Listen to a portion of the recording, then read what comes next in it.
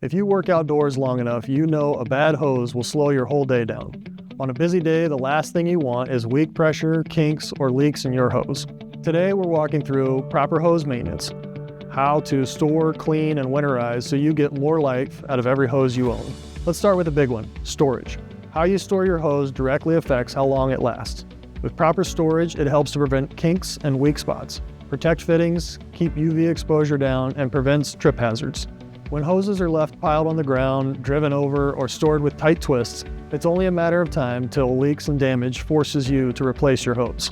You don't need something super big or fancy to keep your hoses stored properly either. For example, our Gemplers metal hose hanger is a simple but sturdy wall-mounted hanger that keeps hoses off the ground and properly stored. It's simple, no moving parts, just a clean, wide arc that prevents sharp bends, perfect for sheds, barns, maintenance shops, or wash stations. However, for larger properties or longer hoses, wheeled or crank-style carts are game changers.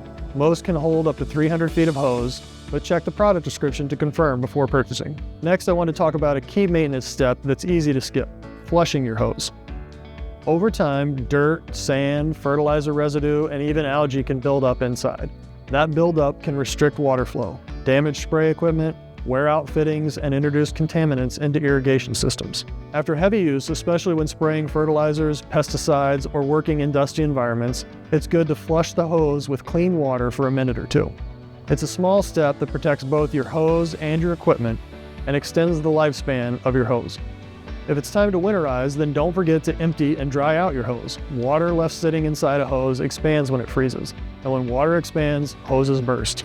Before winter, disconnect from the spigot, elevate one end, and walk the hose down its length to drain until dry. Now on the opposite spectrum, during the summer and sunny seasons, it's good to be aware of UV exposure. Constant UV exposure dries and weakens rubber and vinyl.